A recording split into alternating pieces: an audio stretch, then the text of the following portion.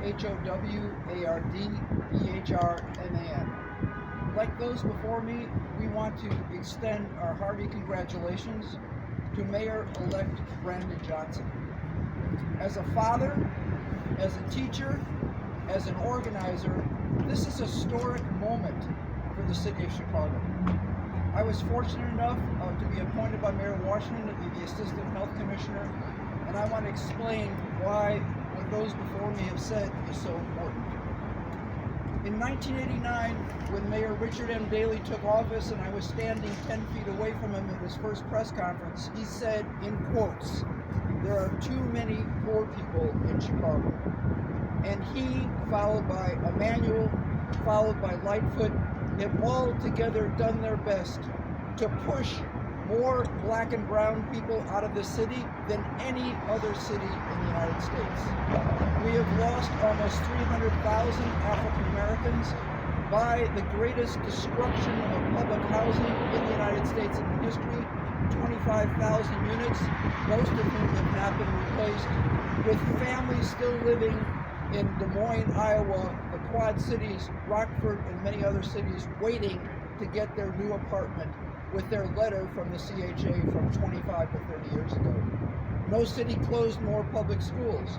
No city decreased the number of buses 20% in 1997 and cut the 24/7 train service on all the train lines except for the Blue Line and the Red Line. And no city devastated and decimated their public health department more than Chicago.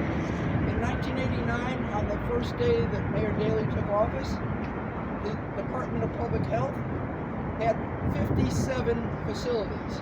Now we have 13, including the difference between 19 mental health centers in 1989 and 5. We stand in complete unity with all those, including the new mayor-elect, who we are sure is going to pass and fund treatment on trauma so that mental health workers can be sent out in crises without the police. There were 2,000 employees of the Chicago Department of Public Health in 1989. Now there's approximately 600. Chicago had whooping cough outbreaks in 2019, the year before COVID. Before that, we had measles outbreaks. Why is that? Because the immunization rate in our children is still below what it has to be. So this new ordinance deals with all those issues. And when people say, where is the money? Our new mayor-elect, Brandon Johnson, and others have identified where the money has to come from. The rich have to pay their share. Google, United Airlines, Amazon, McDonald's have to pay, and the CME over here on LaSalle Street have to pay a head tax and a financial transaction tax, and the wealthy who sell their multi-million-dollar homes have to pay a tax on that. There are many ways to raise this money, not just for the Department of Health, but for all the human needs. So what is this ordinance going to do? Number one, it will put Chicago as the only city in the United States where every public school becomes a vaccine for children center through the existing city of Chicago public health nurses and, of course, a school nurse, which by the contract that the CTU won, by next year every school will have a full-time school nurse.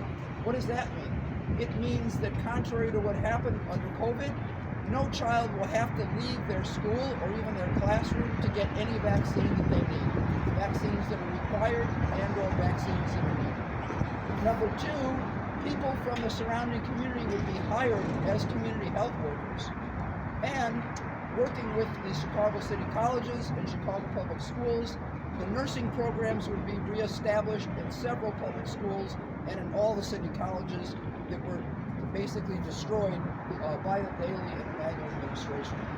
Number three, teams of a public health nurse and at least 4 community health workers would go door to door to do prevention, to do screening, to do treatment when necessary, to immunize older people or disabled people who cannot get out of their homes.